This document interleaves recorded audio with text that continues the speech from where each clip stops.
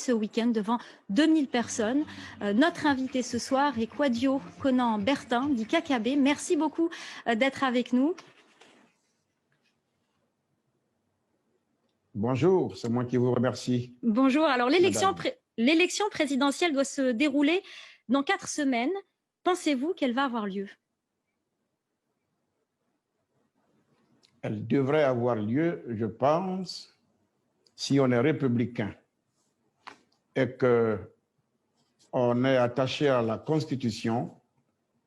On doit savoir que la Constitution de notre pays consacre le quinquennat et le 31 octobre prochain, c'est le dernier jour du mandat de M. Alassane Ouattara.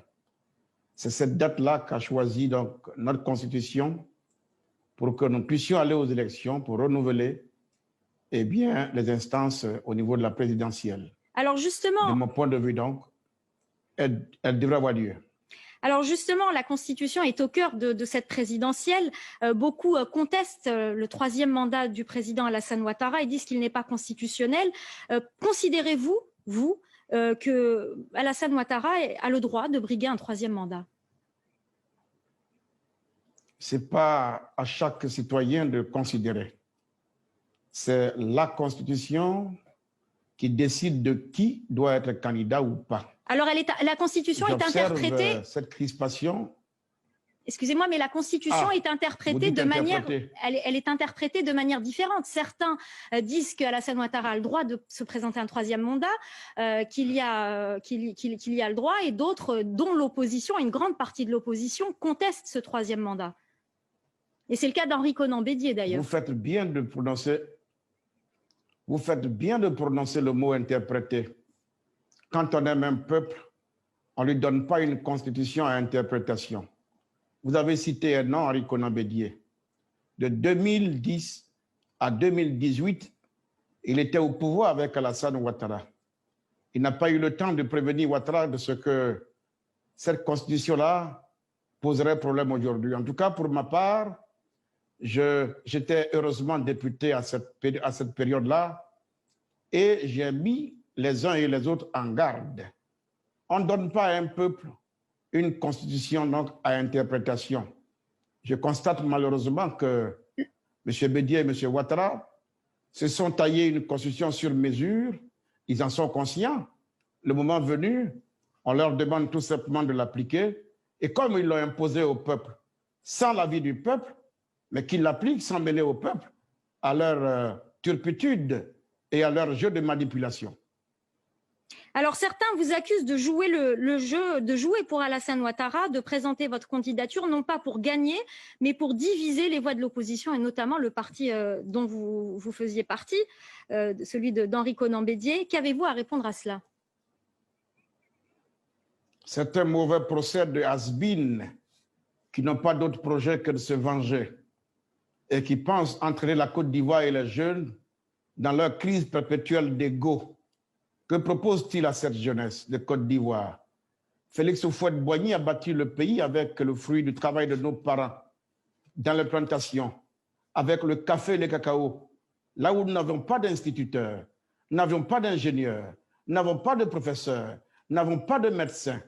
Mais comment expliquez-vous, madame, qu'au moment où la Côte d'Ivoire regorge de plein de médecins, plein d'ingénieurs, les mêmes paysans sont au travail, ils travaillent toujours, et la Côte d'Ivoire se porte si mal. La Côte d'Ivoire a mal à sa classe politique et il est temps que nous puissions fermer cette parenthèse. Je suis né il y a 52 ans. Nous n'avons jamais eu le bonheur d'assister à une passation de charges au sommet de l'État de Côte d'Ivoire. À quand? Eh bien, tout ça va donc s'arrêter. Alors pensez-vous que la Côte d'Ivoire a vécu la guerre, oui. Alors, pensez-vous que vous avez votre chance? Vous vous êtes déjà présenté à une élection présidentielle, la précédente, et vous aviez obtenu 4%. Oui, à cette époque, M. Bédié et M. Ouattara étaient ensemble. Cette fois-ci, ils ne le sont plus. Je suis candidat pour gagner. Et je dis, si en 2010, entre M. Ouattara et M. Gbagbo, un seul d'entre eux avait reconnu sa défaite, la Côte d'Ivoire n'aurait pas sombré dans la guerre. En 2015, je n'ai pas gagné. J'ai appelé à à reconnaître ma défaite et j'ai salué le président Ouattara. Je pense qu'en 2020, M. Ouattara me renverra l'ascenseur en appelant à reconnaître ma victoire parce que je suis candidat pour gagner ces élections. Vous me direz que les conditions ne sont pas réunies.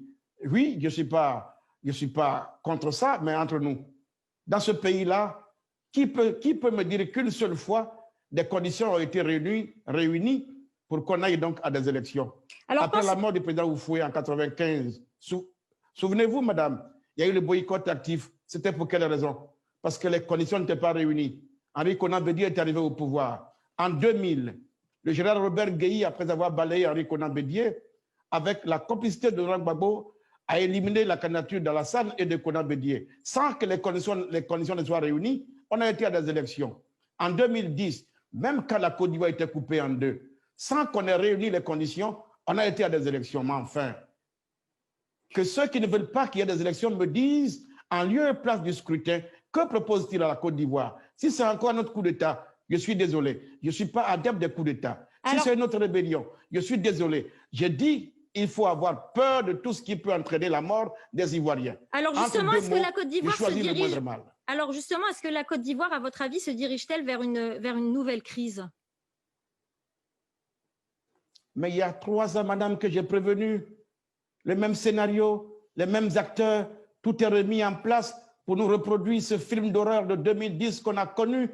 Voici 3 ans que j'ai pris mon bâton de pèlerin pour sensibiliser toute la classe politique, aussi bien en Côte d'Ivoire qu'à l'étranger. Pourquoi ne pas appeler vous aussi à reporter ce scrutin? Pourquoi ne pas appeler vous aussi à reporter ce scrutin comme c'est le cas de l'opposition? Quand on le reporte, on fait quoi par la suite? Quand on reporte le scrutin, à partir du 1er septembre, lequel d'entre nos soldats va reconnaître l'autorité du président de la République? Quel est le policier? Quel est le gendarme? Quel est le militaire? Nous rentrons dans un chien-lit, dans la jungle, où seuls les plus forts auront leur mot à dire. C'est vrai qu'il y a des gens qui prospèrent dans le désordre, dans la jungle, mais nous autres n'avons pas de force. Nous voulons la paix pour la Côte d'Ivoire. Merci. J'ai dit entre 2 mots, j'ai choisi le moindre mal. On peut toujours discuter, on peut toujours dialoguer d'ici le 31 si on veut réunir les conditions pour aller à des élections pour les Ivoiriens. Merci beaucoup, ce sera le mot de la fin. Merci beaucoup, Kouadio Konan Bertin, dit KKB. Merci.